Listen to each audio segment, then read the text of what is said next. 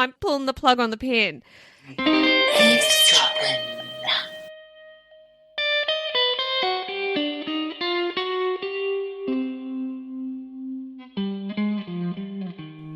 Michelle, welcome to a conversation that you and I are going to have. Hello.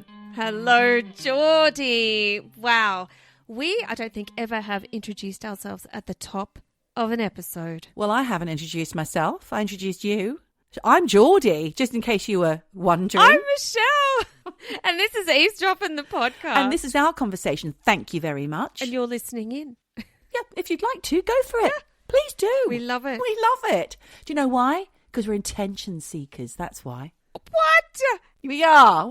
I don't know. Is it attention? I don't know. Yes, look at me, listen to me. Listen to me, everybody, for an hour. I'm going to chat with my friend and you're going to listen. I've always been someone who's loved listening to chat. All the chat radio, and I think podcasts are just an evolution of chat radio, don't you think? Chat radio? You mean talk radio? I've never heard it called chat radio. Talk radio? When you say chat radio, it makes me think of Chat magazine or Chat, It's Fate, which I often use as a resource of referencing for this very podcast. What do you mean? Chat, It's Fate. It's a magazine here in God. the UK. Chat magazine. It's one of those really cheap. The paper feels much cheaper than your normal Grazia or Harper's Bazaar, definitely. Okay. And it's about things like my boyfriend tried to murder me and then took all my money, or my boyfriend married my mum. It's basically Jeremy Kyle. Oh, Jeremy Kyle. I was thinking more like Yes. Dr. Oz or whatever. All them. Any of them. Yeah. Phil. What's his Dr. name? Phil. Dr. Phil. And I'm thinking of the guy with the white hair. And he died recently. Donahue. Oh, Donahue. Yeah. I loved Donahue. It was fantastic. You just get people on who don't know who's the father, or maybe it's the brother, or maybe it's the mum, or, you know, and they all come on and scream at each other and everyone loves it. I knew someone whose brother's best friend got their mum pregnant. You knew that person. I did. Hang on. Brother's best friend. It's not your brother. No. Got your So mum my pregnant? friend. No. Jen, watch out. Your brother's best friend got your mum pregnant. What? No, that's not what you're saying. No. My friend Yes. had an older brother, older only by 2 years. Yeah. And when the brother was 17, Yeah. he got my friend's mum pregnant. That's scandalous. It kind of is, actually. It's kind of crazy. She had the baby and they're a happy family now. Yeah. So your best friend is also your stepdad? Yeah. Great. It's creepy. I mean, look, modern families, Yes, that's that's how how it goes modern these it gets. days. Listen, I've got a little something from eavesdropper Ray, who wrote in after our Bitsa Supernatural episode a couple of weeks ago, when you were talking about the UFO spotting and the two congressmen.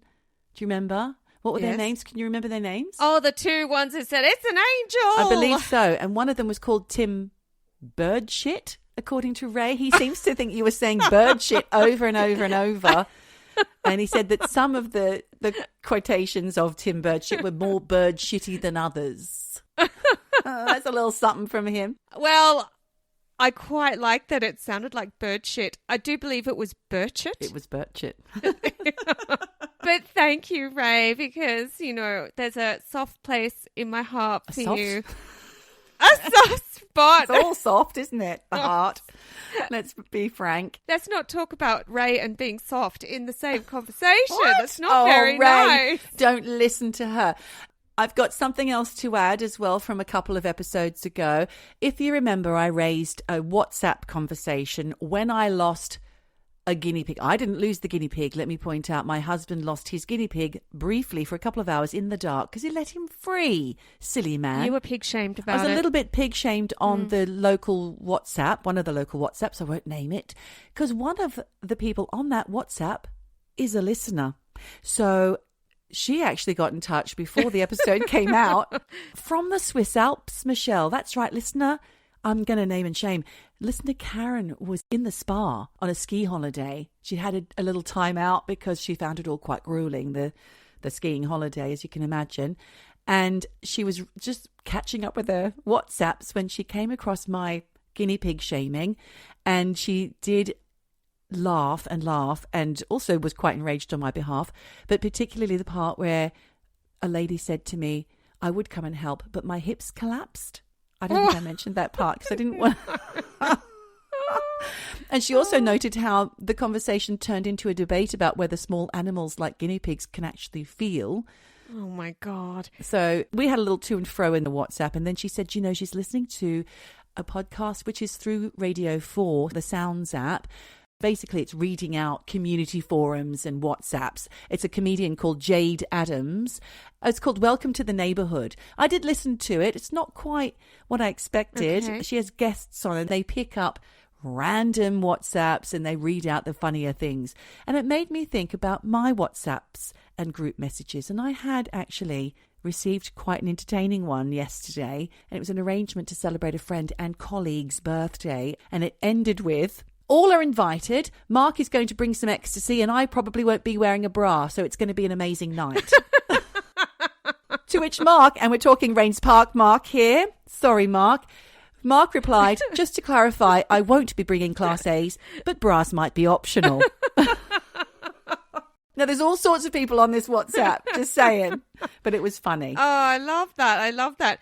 Well, do you know what? I got a WhatsApp the other day. Listeners of the podcast will know exactly what we're talking about when I say this. It said, hi, Mum, it's me. I've lost my phone. Yeah, right. You're a scammer. Go fuck yourself. They tried the it's me, Mum scam. Hi, Mum. I'm using someone else's phone and bank details. Please send me money. Yep. Don't fall for it, people. Don't fall for it. That was immediate delete. Well, that's great. I mean, good on you, Mark. So moving on, last week's episode, the Coreys. I was inspired, Michelle, and I'm on this journey of classic films with my daughter who's 13 years old.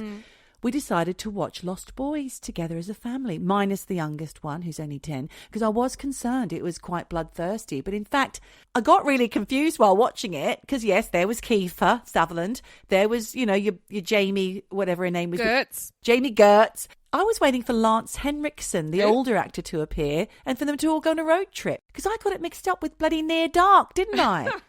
Oh, dear. I loved Near Dark. I loved Near Dark. And Lost Boys it. you weren't so keen on. Then you were like, oh, this shit film. I don't even think I saw it all the way through because I was surprised. I was like, what is going on? The Vampire Killers. They were both released in 85. Right, both okay, fair enough. And I just have to say, though, Corey Haim, he was so fresh-faced and so cute. My daughter thought he was gorgeous. Yep. I can't believe that he was 16 years old in that one. Yeah, look, he had a stellar career.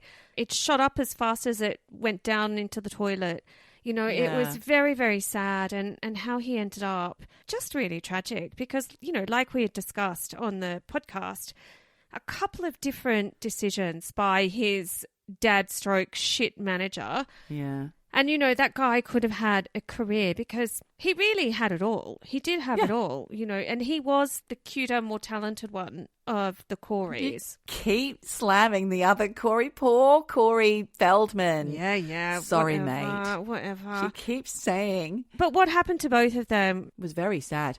And this is what I'm saying, watching Lost Boys, it's hard to imagine that sweet-faced boy, not only was he 16, but all the horrible things that had already happened to him from age 11. Yeah, it wasn't great. Speaking of that, by the way, we've got a little correction because do you remember you were talking about Alison Angrim, who was Nellie in Little House on the Prairie, the one with the big ringlets that everybody wanted to copy in the 80s? Those of you who are old enough to remember. She was the rich bitch. She was the rich bitch, but she had those perfect ringlets. And I remember my mum used to rag my hair so I could go to school with Nelly hair. That was a wig. Of course it was a wig. We didn't know that, though. No, we didn't, because I actually read when I was doing the research for the Corey episode, she, inspired a whole generation for ringlets. You're right. Everybody wanted those bloody ringlets.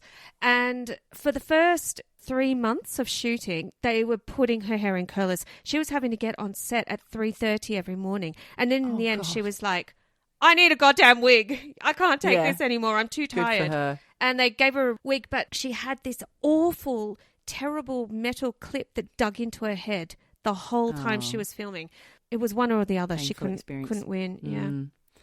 But going back to her, now she has teamed up with the National Association to Protect Children because she was a child victim of sexual abuse, but not by the industry, Michelle, which you said it was her brother. I didn't know it was her brother. I knew it was Yeah. somebody in the family. I didn't realise when we were recording, then when I looked back at some different research, I was like, oh shit, I got that wrong.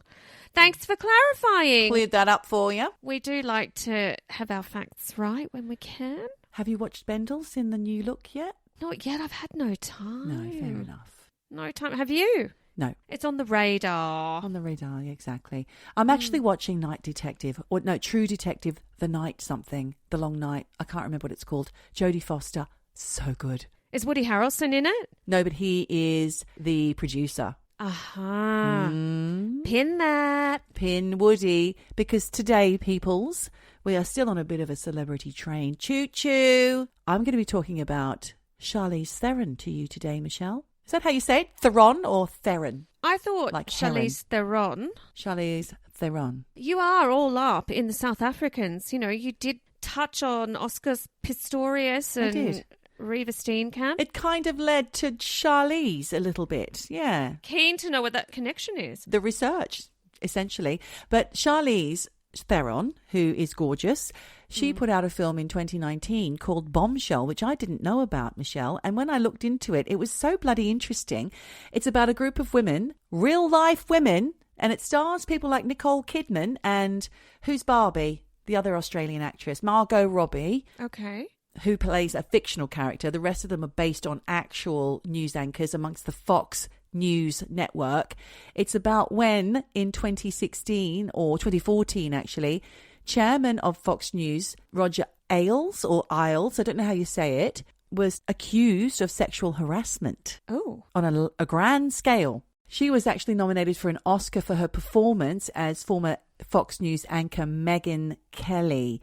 And she's actually unrecognisable as Charlize. I mean, you can tell that Nicole is Nicole Kidman as Gretchen Carlson, but Charlize as Megyn Kelly, can't even tell it's her. Why? What have they... prosthetics and things? Yes. Or? They had Katsuhiro, who is the Oscar winner, I think, makeup artist from 2017's Darkest Hour, Gary Oldman. He made Gary look exactly like Winston Churchill. Okay. He then turned Charlize into Megyn Kelly, and he did so by shoving on a load of eye prosthetics, so much that she had difficulty blinking, and nose plugs to give her a turned-up nose. Okay. And then they plopped heaps of makeup on top that wouldn't stick after being under lights all day, and that would start Melting peeling off. So Jesus. it was probably a really hard job for her to do. But what was even more shocking is that it is based on real-life sexual harassment. It also came after a mini-series called The Loudest Voice, which was based on a best-selling book from 2014 called The Loudest Voice in the Room by a guy called Gabriel Sherman. That mini-series starred Russell Crowe in a fat suit as Roger Ailes. Okay. But I just wanted to talk a little bit more about that before I go into my full Charlize. Roger Ailes, I'm sorry, I just didn't figure out how to say it.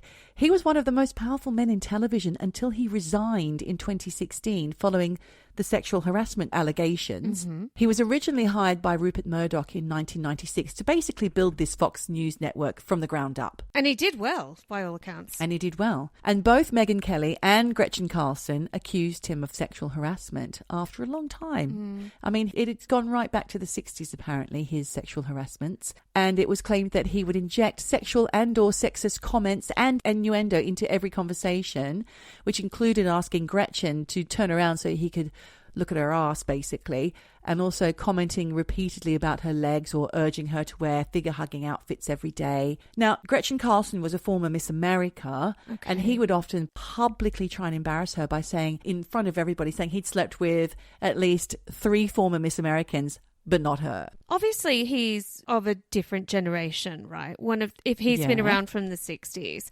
So he grew up in a time where this was considered okay. Well, at that point, you've got people already being outed, and this is where the landscape is changing. Thanks to these women. Fuck yeah. Bring it on. She also claims that he said to her, I think you and I should have had a sexual relationship a long time ago, and then you'd be good and better, and I'd be good and better. And he's also said to have stated in that meeting that sometimes problems are easier to solve that way, meaning in the bedroom, not the boardroom. Jesus Christ. 6 more women accused him. Yeah, these poor women just have to put up with it because they want to keep their jobs. 2 weeks after his suit was filed, he resigned as chairman and CEO of Fox News, and then he received $32 million in severance pay. Megyn Kelly did not file a lawsuit against him, but she later claimed in her memoir, Settle for More, that she had been sexually harassed. Yeah. And there was another accuser called Laurie Loon, who I think is also featured in this bombshell film, who had been harassed by ours over the course of 20 years. She settled out of court for $3.15 million. Mm-hmm. And he had film of her dancing in her lingerie and reportedly said he was going to keep that in a safe deposit box for later so that we understand each other. Okay, why does he have that footage for a start? Because obviously he's had her in bed somehow. He was a close friend of Trump's, and he would often give Trump the heads up if the lady anchors ever planned to surprise him with questions that might undo him, such as a really uncomfortable exchange that I viewed with Megyn Kelly and Trump, where he basically threatened her. What? When she tried to raise a couple of things. Yeah. Oh, my About God. his conduct with women. He immediately said, now you and I could have gotten on better, but now you've said that. And he was already prepared as well because Isles had told him. And this is in the run-up to him being elected as president. What a creep. He died a year after his resignation because he fell and hit his head. Karma! He's a goner. That's what it is. But I want to know who got that 32 mil. His wife. Oh, so he had a wife. He had a wife the whole time. Played by, in the film, our favourite lady with the long red hair. Connie Britton. Best hair in the business. Oh, wonderful. This is making me want to watch it, but I have to say, Geordie, this film has had zero press. I've never heard of it. That's what I mean. It did not make a blip on the cultural landscape. But, well, it didn't to me anyway, not in my little bubble in 2016. The thing is, I was looking into Charlize Theron anyway, and let me tell you a little bit about lovely Charlize. She, as you may know, was born in Benoni in South Africa. I think it's near to Johannesburg. She's on a farm. This is August 7th, so she's a Leo, like me, in 1975. So she's around the same age as us. Roughly. Is that her real birth year? I wonder too. I don't believe any of those you think Hollywood she's a little birth bit older? years. I do. She looks great if she is. Her first language was Afrikaans, and she learned English by watching American television. That's why she's got the American accent. Mm-hmm. For Charlize, growing up in South Africa during apartheid, she was no stranger to violence. It's apparently a very violent country, Michelle. Yeah. Then and now. And at 15, Charlize was once asleep in her bedroom when her alcoholic father held a gun to her bedroom door and threatened to shoot through it in a drunken rampage. Oh, my God. She didn't come from a great house. She did not. She actually played this whole incident down to the media for years and years, and eventually she gave her first interview about the incident to ABC News in 2004. And she told how she was in her bedroom when her father and uncle came home in a drunken rampage.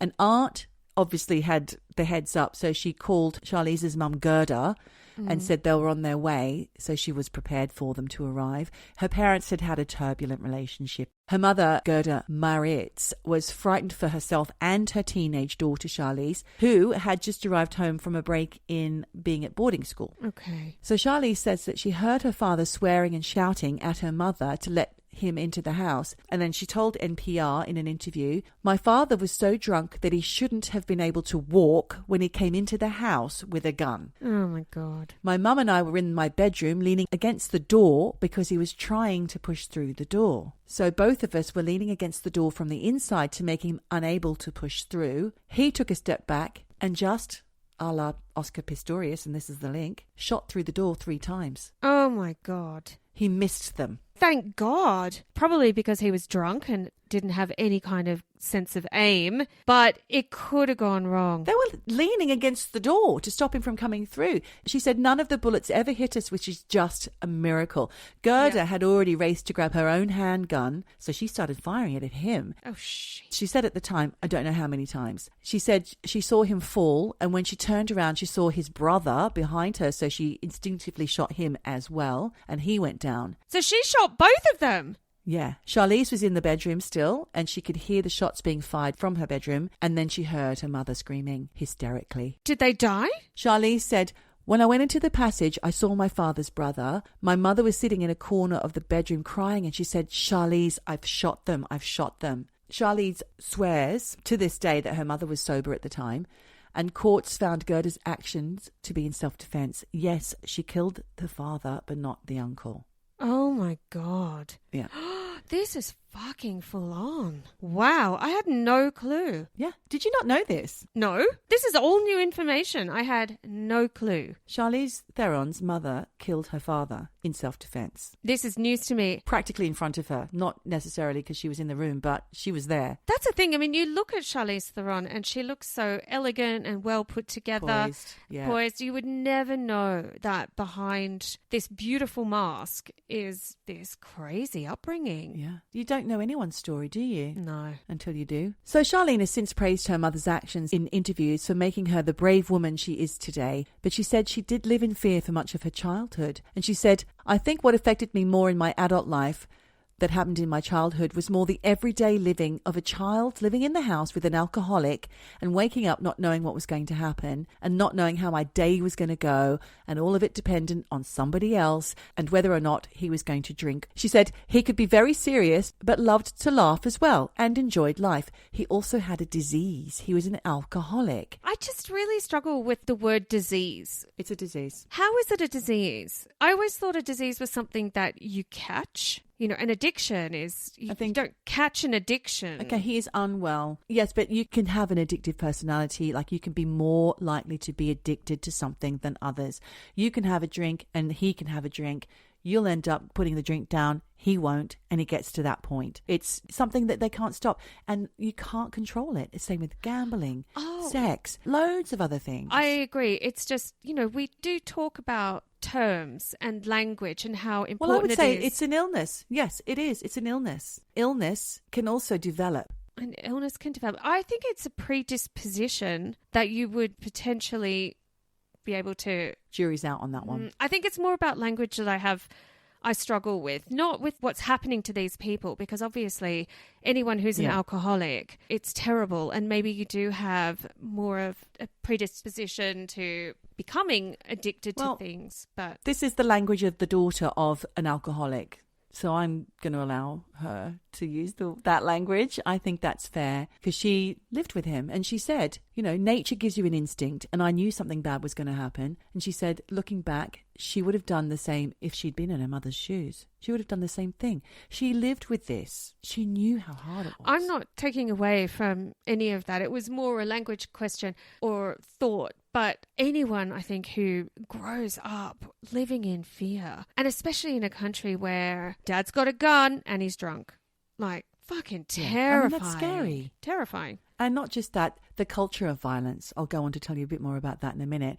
But I'll tell you who is taking away from that. In 2008, Charlize's aunt, Elsa Malan, she insisted that her mild-mannered brother would never have attacked his wife or beloved daughter. And this was in a book called Killer Women, Fatal South African Females by South African crime writer Chris Carsten. This aunt said, what's her name again? Elsa. Aunt Elsa said, we want to set the record straight. All those perceptions that Charles Theron, who is Charlize's dad, was some kind of a monster at home were very hurtful to our family and everyone who knew him. He was a dedicated family man. His wife and daughter were the most important things in his life, except for the alcohol, I'd say. Thing is, when you're a drunk, you are no longer the person that you are when you're not drunk. And I'd say Elsa didn't live with Charles to the point where, I mean, maybe they spent their childhood living together, but not through adulthood. I'd say the best people to judge this would have been Gerda and Charlize. And also too, Geordie, you never know what goes on behind closed doors in families. People can present a face to the world, but when it comes to their nuclear family, the family they've created, they can be wife beaters, they can be child molesters, they can be all of these things. You'll never know.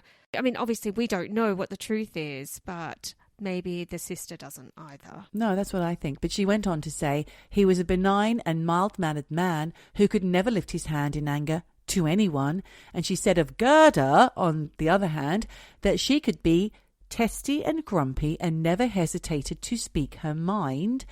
And Charles always knew when he overstepped the mark with her, meaning Gerda, and then he would meekly try to patch things up. So she's trying to paint a very different picture. She goes on and says, as for his so-called alcoholism, we all knew that he loved his drink, but I never saw him drunk. That's because she'd already left the party. You know, she wasn't there. Well, he was like raging drunk at 4 a.m. Exactly, trying to kill his wife and daughter. Well, weirdly, Charlize's family home, which was the scene of so much trouble and upset, was also the scene for another gruesome murder 21 years later, Michelle. What? In 2012, 5 home invaders gained access to the property by pretending to be interested buyers for a used car because the owner, Barry Newman, sold used cars from it. Don't forget, it was a farm. There was a lot of land there. And his girlfriend had put a car on for sale. And these 5 guys turned up, gained access by ringing on the doorbell, saying they were there to buy a car. The gardener and a domestic worker let him in. Mm-hmm. And they tied the gardener and the domestic worker up and put them in a room, waited for Barry to return home, and put him in the bathroom tied up, then put a plastic bag over his head and left him to suffocate. Oh my God. And it's said that afterwards there were marks on his body that indicated he'd possibly been burned with cigarettes and a clothes iron, but that's disputable. And this was all for a couple of phones and some computers. That's all they got away with. This also sounds very targeted. They weren't just going there to rob someone, because they could have robbed the house without waiting for him to come home. They'd already tied up the housekeeper and the gardener. That's true. So there's something else going on here, I would say. Well, I couldn't find any more info about that. You'll have to do a deep dive, Michelle. But listen, according to the UN, violence, particularly against women and girls in South Africa, is among the highest in the world.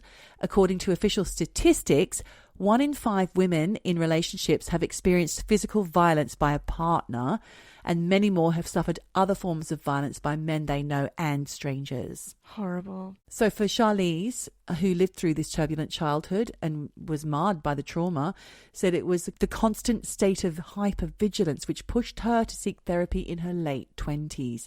And she's incredibly proud of her mother, as I've said before, who she credits with shaping her to be the woman she's become today. And also, Geordie potentially saved her life that night. It could easily have been Dad or Charlize in the coffin. I think so. I mean, I think that he was going for Charlize in order to really upset Gerda, because I think there was always a close bond between these 2 women. But she told Harper's Bazaar in an interview, I don't know when it was, but she said that in 1994, she too was sexually harassed by a famous film director. Wouldn't name him. She said in 1994 she was invited for an audition at a famous director's home on a Saturday evening, and he opened the door in his Hugh Hefner pajamas and touched her leg when she was sat on the sofa. She left in a hurry, apologising, and as she drove away she got really angry with herself for not doing more. Yeah, but you can't. In the moment, I think it's this fight or flight. Or freeze. There's 3. Yeah, exactly. And the best thing to do is just flight. Get the fuck out. She now runs the Charlize Theron Africa Outreach Project and co-launched the hashtag Together for Her initiative to help pandemic-era violence worldwide and in South Africa. So good on you, Charlize. You've been through a shit ton of stuff then and now. And now she's raising her own children, and she's got her mum, I think, lives in LA with her. I'm not sure about that, but I think she does. And it's all happy days for Charlize. She's come out of the fire. Well, that's what happens to survivors, you know. If it doesn't break you, it makes you stronger. She's been an amazing actor since day one.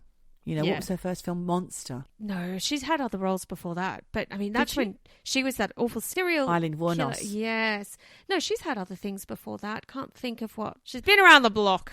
Now, was she an awful serial killer? That's one for another day. Was she an awful serial killer, or was she a woman who'd had an awful lifetime of sexual violence and she was fighting back? That's Eileen Wuornos. Another one that she could have related to. This is the thing. She chooses roles that she can relate to. I don't know enough about her story, so... Oh, it's wild. Pin that future episode. I won't be watching that film with my daughter. No.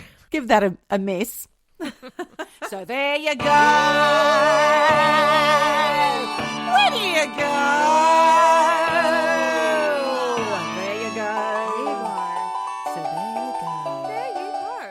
Wow. Well, thank you so much. I learnt a lot just now about Charlize. But I'm not sure if you remember a few episodes ago, we touched on the fact that Woody Harrelson's dad is a killer. Yeah, we did. I do remember. And I said, pin that. Well, guys, the pin is here. Pull that pin out. I'm pulling the plug on the pin. What? We're going to talk about the insane story of Woody Harrelson's dad. Well, this is something I'm not aware of, so I'm looking forward to hearing about it. Just getting comfy. Get yourself comfy. Hang on, that's not comfy. I'm ready. Tell me all about Woody and his dad. Look, we all know Woody Harrelson for being this kind of goofy guy who loves smoking pot, playing the bongos with Matthew McConaughey. Oh, yeah. And look, before we even get into this story proper, I will say that there has been loads of press in the last 6 months about the fact that Matthew McConaughey's mum knew, in inverted commas, knew in the biblical sense. In the biblical sense, Woody Harrelson's dad. Oh my God, that's a bit like the old best friend and the mum and, oh. Well, look, speculation. These two dudes might be half brothers. No. Yes. All over the internet, Geordie. Wow. Yeah, it's crazy. But look, that's another story because today... Oh, we're going to be doing Woody Harrelson forevermore now, aren't we? We have to keep pinning and coming back to him. I know. Honestly, he's got a lot going on, that guy. I love him. But we are going to look at the dark side of his family. Okay. And how his dad, Charles... Like Charlize's dad. Another Charles. Charles Void. Void. That's his middle name, Void. Like nothing. Voyd. Wow. I know, it's a bit weird. Charles Void Harrelson. And how he was arrested for 3 separate murders and ended up in jail for killing a judge. Oh. And he might well have killed countless others. Oh my gosh. Yeah, it's fucking insane. We're going to go back to Woody. He was born Woodrow Tracy Harrelson. I mean, that's a name right there. Tracy. What was the first name? Woodrow? Woodrow Tracy Harrelson. Yep. In Midland, Texas, July 23, 1961, to parents Diane and Charles. Now, Diane was a secretary, and she was basically the breadwinner in the family because Woody's dad was off trying to be some kind of an apprentice, doing some kind of trade, I don't know what. But reading between the lines, I think apprentice is basically shorthand for unemployed or... Oh, okay. Drug dealer? Yeah. Because basically by unemployed, I think gangster, right, drug dealer, whatever it was going. Because Charles Void Harrelson was into all kind of underworld shit and essentially was just an absent father. And he was raised poor. Woody was raised poor. He had 2 brothers, was brought up a Presbyterian, and I did read actually that he was very taken with religion and that when he was younger, he did entertain ideas of being a minister. Wow. Obviously, that didn't stick. Thank God. Yeah, thank God. But also, too, you know, he loves his weed. I'm not sure that that was really going to be a match made in heaven. Basically, after his father Charles left the family, Diane packed up the boys and they moved back to Diane's hometown of Lebanon in Ohio, and the couple were officially divorced in 1965. So Woody was 4 at this point, and in later interviews, he says he never knew his dad when he was a kid. The thing is, coming from this kind of broken family, especially in the early 60s, I think there was a lot of stigma around being a single mum with 2 boys and your dad didn't die. They just split up. Didn't worry him. You know, he thrived in Lebanon, Ohio. He had loads of friends. He was a class clown.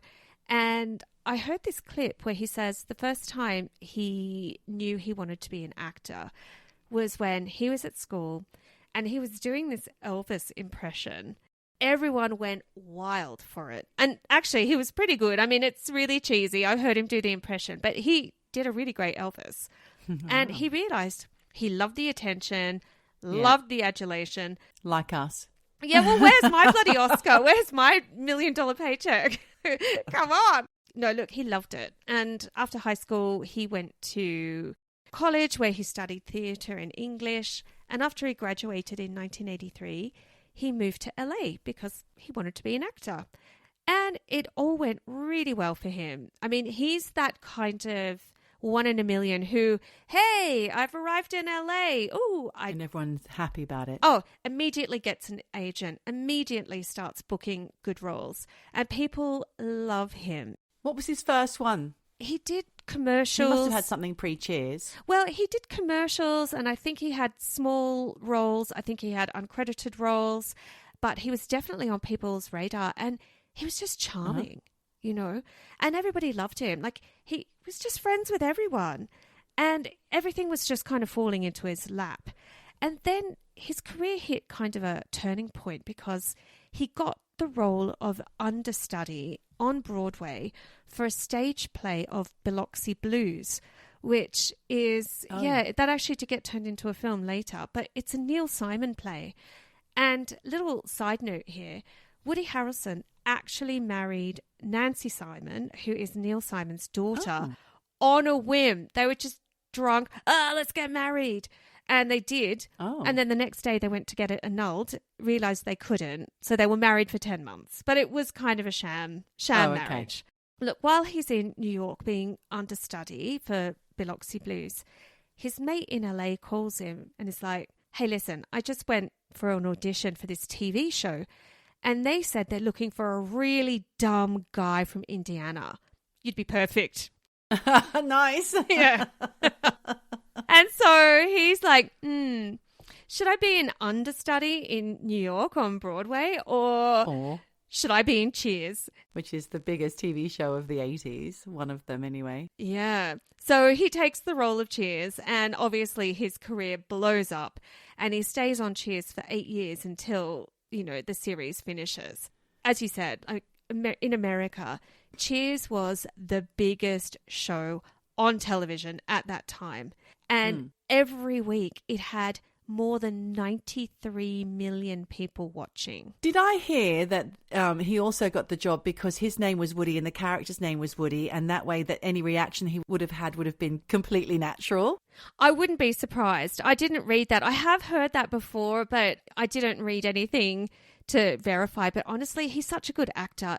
You could have called him anything, but I think the fact that he's Woody, the character is Woody. And to be fair, I was never a Cheers fan. It was not on my radar. Did you ever watch it? I did. Did you like it? I loved it. My brother loved it more. Okay. But I watched it. Yeah. Well, I mean, he was in sort of the second iteration of Cheers because the first one had Shelley Long, where, you know, the whole premise was she was Diane, and the very first series where she's sitting in the bar talking to the bartender. She's had an affair with a married man, and he's leaving his wife and coming to get her. They're meeting at the bar and they're going to run away and start this amazing life together. And for the whole show, she's sitting there waiting. He doesn't turn up. So at the end of that first episode, she's like, I guess he's not coming. And she puts on her apron and she goes back to work behind the bar. So that's the whole premise of that first iteration. And then someone died. And that's when they decided the next kind of wave of Cheers. Who died? The coach. Did he? Someone, the coach. Yeah. Yeah.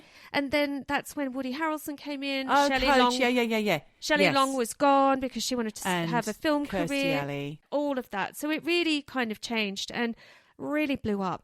And the thing is, when I just said to you then, more than 93 million tuned in every week, you were like, nothing. I read that and I was like, what the fuck? I believe that. It was huge and there wasn't a lot of choice. You couldn't flick around. Well, I guess, yeah, it was the 80s. Global. Well, I thought that must be a mistake. But then I did read the population of America was 300 million at that point. That makes sense.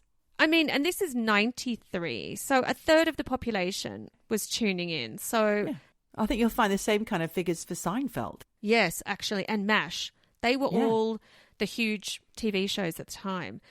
Look, anyway, after Cheers wraps up, Woody goes on to have this brilliant TV and film career with movies like White Men Can't Jump, Natural Born Killers. Yeah, I haven't seen that yet. Indecent Proposal, Kingpin. Kingpin, I love that. Everyone loves Kingpin. People versus Larry Flint. Haven't seen that one. I have, with Courtney Love, who got nominated for an Oscar, her one and only. And obviously there was a Milos Forman movie. And, oh man, if you go on YouTube and hear her ranting about how her career was basically fucked over because of this whole movie, because she should have had, in her eyes, this brilliant career after that in movies, because she was good, but she was just playing a druggie. Anyway, that's another episode. But yeah, look, you know, he was in other great films: No Country for Old Men, True Detective on telly, Hunger Games, Triangle of Sadness. Yes, he was. Which you saw. I mean, look, he's 62 and still working like a bitch, and people love him. And the thing is, because he's this goofy kind of guy and, you know, he's like advocating for weed and all this kind of stuff, no one poked into his background. Right. But there were rumours. Rumours like, hey, did you know Woody Harrelson's dad is a hitman? And it's so far-fetched. Nobody believed it. But then it turns out Woody's dad had been in federal prison since he was 6 years old. Oh, 6? 6. How'd you get imprisoned at 6 unless you're born there or your mother's? No, since Woody was 6. Oh, okay. Oh my Michelle, God. Youngest hitman ever. She hasn't even been drinking today. You led me up the garden path Sorry. there. Didn't she, listeners? That's your fault. Woody was 6. I did probably say it in a way that made it sound like Woody's dad was in prison since Woody was 6. Sorry. And look, Woody did come out publicly to talk about his dad on Barbara Walters. And I think this was maybe in the 90s, where it did all come out about his dad. Because he was forced to, probably, because the media started snooping. Yeah, and she's a bulldog. It had all come out because he'd murdered a judge. Oh, you said that before. Yeah, and he was on Barbara Walters kind of defending his dad. Oh, shit. And he'd spent $2 million in lawyers' fees trying to help get him off the charge. Oh, God. And he was saying that the guy who supposedly hired my dad, Charles Harrison, to commit the murder was later acquitted on a retrial. So my dad should get off too. But in that same interview, Barbara Walters says to him that she's heard that Woody thinks his dad is ex-CIA. And Woody says, yeah, my dad was trained by the CIA. Yeah, no. And I'm there Woody. going, really? Oh, fuck. Really, Woody? Your ex-con murderer dad tells you he's ex-CIA. He believes him because it's his dad. Exactly. And you can't prove yay or nay on that, you know. Did Barbara burst his bubble that day? I think she was a little bit like, really, Woody? really, Woody? Wake up and smell the coffee. You know, he wants to believe that his dad's ex-CIA because then, you know, it makes it all less horrible that your dad's a murderer, you know, and a crook and a shitfather. But Charles V Harrelson, let's look at him. Born on July 23, 1937 in Lovelady, Texas. No. He was born in Lovelady. He didn't call a town Lovelady. They're loving the ladies. Lovelady, Texas. Charles Void, the Royd, Harris. What's his name? The Void. The Void's on roids. No, look. It's born in Lovelady. Lovelady because he loves them ladies. At 17, he's leaving Lovelady. And he's joining the Navy. And he does serve in the Navy until... Sorry. You got a problem with some love lady? This is ridiculous. Don't you be loving them ladies? Do you know what? I actually think Charles was a bit of a love lady, loving ladies kind of ladies man. Well, clearly, because he loved McConaughey's lady, didn't he? He's loving all them ladies. Oh, my God. Oh, dear. Anyway, Oh, it's gone wrong. It has gone wrong. But look, he was in the Navy. And look, it's not CIA, but he was in the forces. Okay. Right? Yeah. Well, anyone can join. Anyone can. Unless you've got a record. Especially if you're from Lovelady. And being a 6-year-old hitman, he probably would have had a long record. So surprising that he got in. Exactly. You know, they cleared his rap sheet. Obviously. So, 1959, joined the Navy. Then after that, it goes a bit grey area. It's hard to find info. Okay. But what we do know is at some Right. point he moved to Los Angeles and became an encyclopedia salesman. Oh, that was a thing. And a professional gambler. Yes, it was a thing. Yeah. Because there was no internet. You had to look up an encyclopedia for information. Couldn't just go to Google. And a professional gambler, that is still a thing as well. Yeah. You got to know when to hold 'em. When to hold him. Know when to fold 'em. When to fold him. Know when to walk away. I know when to run. Exactly. You never count your money when you're loving those ladies. That's not the words. Jesus. Look, Charles moves to LA, meets his first wife, Diane, who's Woody's mum. And after getting married, Charles and Diane moved to Houston. But Charles is dodgy, and in 1960, he was convicted of armed robbery. Actually, later in life, Charles Harrelson told police and other people that he'd been involved in dozens of murders for hire. Oh, God. Since So he was a the hitman. early 60s. Yep, he was He's not a hitman. a serial killer, but a hitman. He's Mr. In Between. Yeah. You know, he's not a good guy, but he's not a bad, Not a bad guy. Yeah. Yeah, you know. So by the time Woody was born and, you know, a toddler, his dad was already full into a life of crime. And at around 1968, Charles just disappears from the family home in Houston. Just left his wife and 3 kids and just got further into the underworld. And we kind of know this because in 1968, Charles was tried for the murder of a carpet salesman outside of Houston called Alan Berg. Now, apparently Alan was working for his dad, Mr. Allenberg, or whatever his name was, Senior. in Houston, Yeah. and was coaxed into a bar by a phone call from a mysterious woman promising sex. Okay. Basically, see you in the alley by the side of the bar, and, you know, I'll suck you off or whatever. Goodness me. Sorry, I'll give you some lovin'. I'm a lady that'll give you some lovin'. Stop it. He goes out all excited by this mystery lady phone call and was kidnapped and murdered. Kidnapped. Yep. And Charles must have hired some woman to make that fake phone call, and then he killed Alan. And it's said that Alan's dad had huge gambling debts, and the killing could have been a warning or payback for not paying those debts. Oh, my God. But no one knows. But what we do know is that Charles was tried for the murder of Alan Berg, but he got off. And if you want to read more about that case, there's a book written by Alan's brother, David, which was a New York Times bestseller, Really? called Run, Brother, Run, a memoir of a murder in my family. And he thinks that Woody Harrelson's dad or the mob, whoever hired him, fixed the jewelry or something like that. And that's how he got off the murder, because the charge was in 1970. Now, back in 1968, Charles Harrelson was also tried for the 1968 hit on Sam DeGalia Jr. Now, apparently, Charles was paid $2,000, which not that much, even back then, to like knock someone off. And this did go to trial, but it ended with a deadlock jewelry. So there was another guy involved called Pete Scamardo.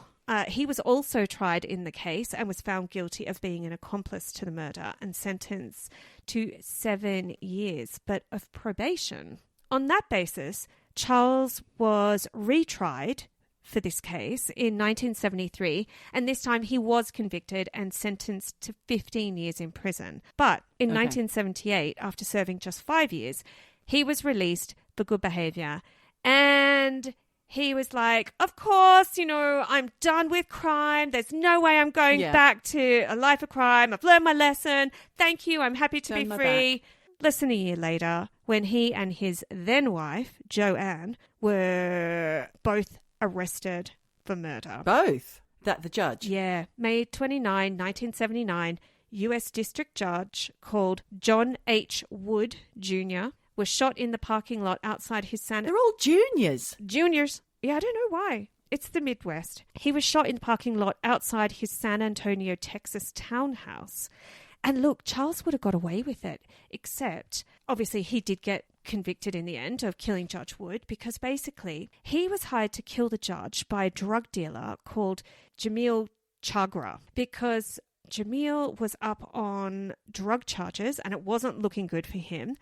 And he was originally scheduled to have John Wood, Judge John Wood, known as Maximum John, because as a judge, he always gave the maximum sentence in his cases. Yeah. And this Jamil Chagra was scheduled to have that judge on the day the judge was murdered. So doesn't take much to put two and two together here. No. Now, Jamil was being represented in court by his brothers, who were both lawyers. And the brothers thought that they had client-attorney privilege and that what they were speaking about was said in confidence and not admissible in court, which is true, but they did not realise that all their conversations were being recorded. And it was during a visit from Joe Chagra to his brother Jamil in prison where they discussed killing the judge and hiring Charles Harrelson to do it for $250,000. And that's how he got done for murder. Otherwise, he probably would have got away with it.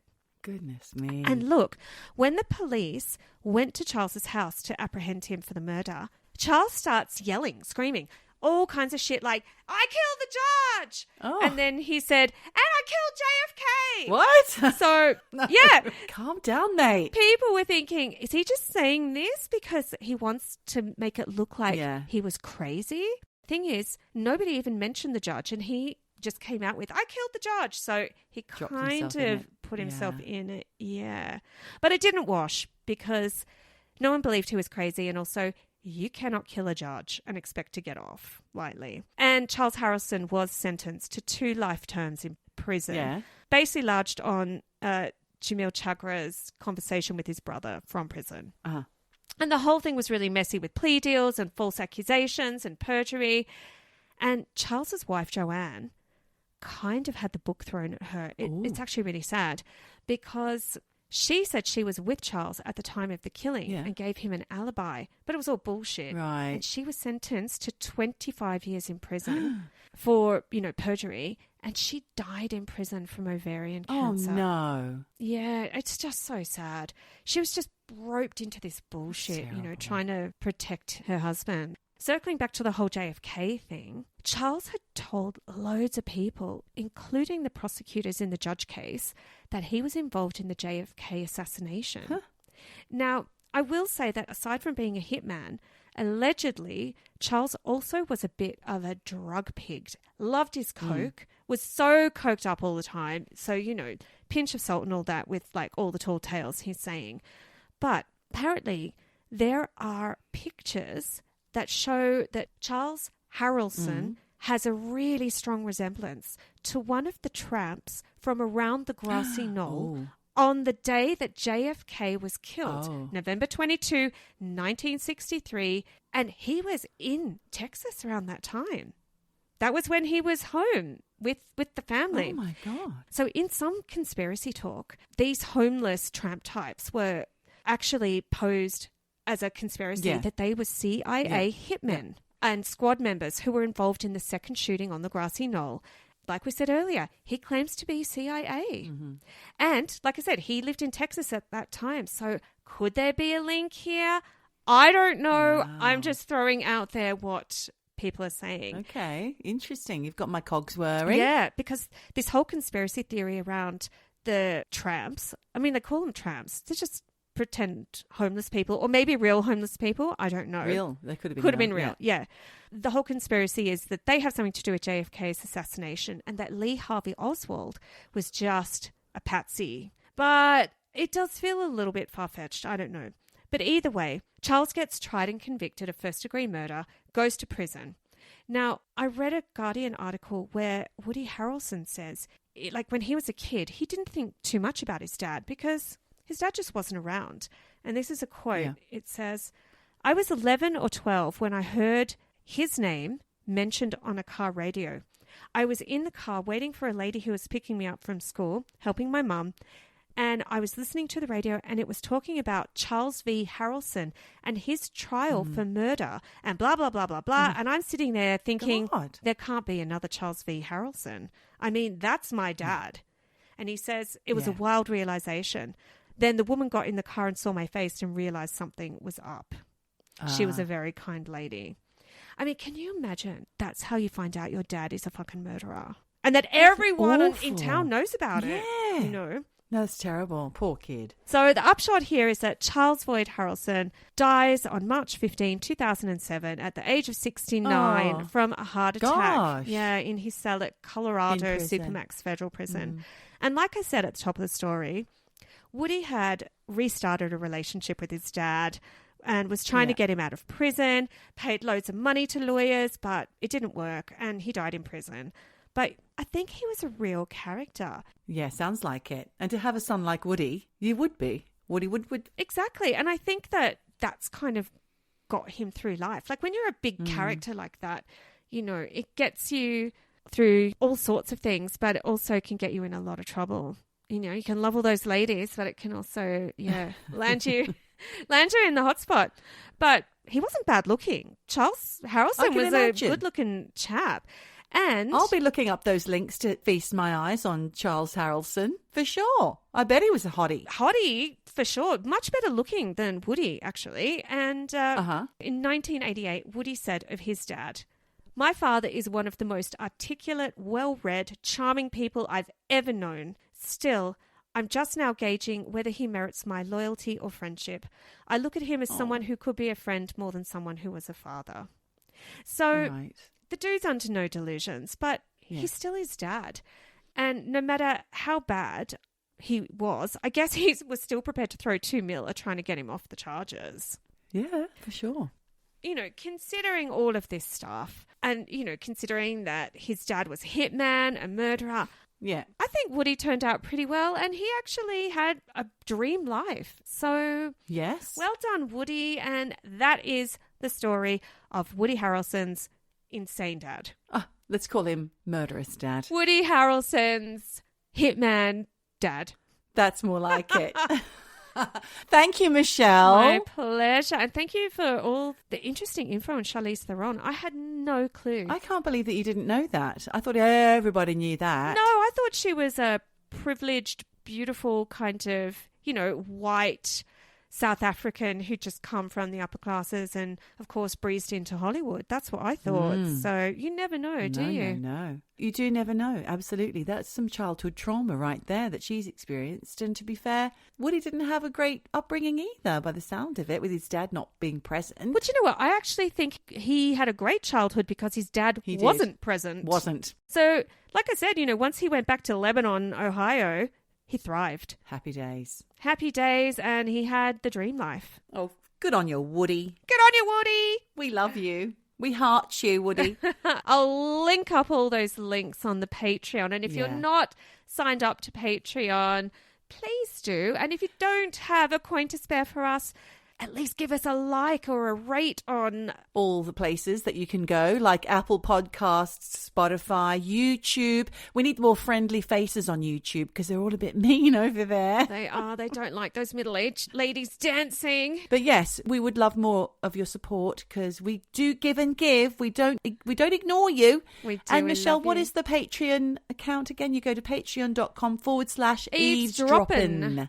No G. And, you know, we do a little bit of extra content once a month. We put all the show links up.